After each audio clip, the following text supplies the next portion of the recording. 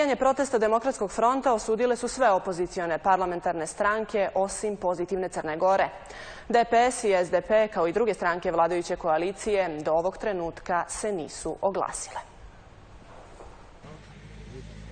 Režim je još jednom dokazao svoje pravo lice, istakao je predsjednik SMP-a Srđan Milić.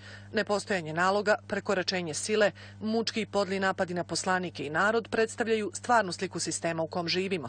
Jasno je da su prekoračena ovlašćenja za šta se neće moći izbjeći odgovornost vrha režima i MUP-a, a posebno zamjenika direktora policije Nikole Janjuševića, koji se lično istakao, naveo je Milić, uz konstataciju da su demonstrante razbile organizovane kriminalne grupe obučene u policijske uniforme. Jutrošnju akciju policije poslanik Demosa Goran Danilović nazvao je predstavom moći u nemoćnoj državi. Ova spektakularna akcija policije od jutros je sramna i mafijaška, objavio je Danilović na svom Facebook profilu. Demokratska Crna Gora najoštrije osudila upotrebu sile, povredu osnovnih ljudskih prava i sloboda i atak na slobodu medija i zatražila hitne i neopozive ostavke ministra unutrašnjih poslova i direktora uprave policije. U građanskom pokretu URA ocjenjuju da su protesti Demokratskog fronta bili mirnije, upotreba sile nepotrebna.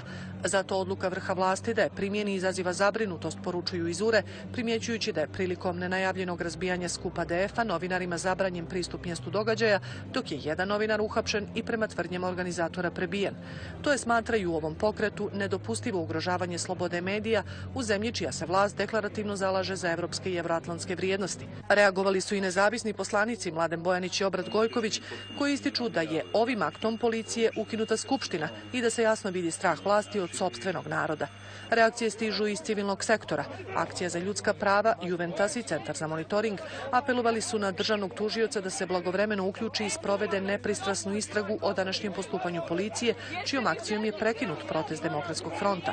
Iz ovih organizacija podsjećaju da je svaki vid policijske torture nad građanima apsolutno zabranjen, kao i da postoji pretpostavka odgovornosti policije za sve povrede koje uhapšeni dobiju prilikom i nakon hapšenja.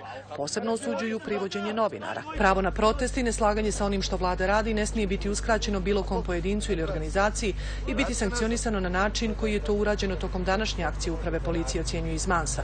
U osudi policijske intervencije pridružili su se i Građanska alijansa, ADP Zid, For Life, LGBT Forum Progress, Green Home, Institut Alternativa i Uno Libertask. Policijsku akciju najoštrije osudila i mitropolija Crnogorsko-Primorska. Pravoslavna crkva i sama posljednjih godina bila izložena policijskoj prisili i raznim vrstama pravnog nasilja i saosjeća sa onima koji su danas bili izloženi fizičkom i bespravnom nasilju režima, saopštavaju iz mitropolije.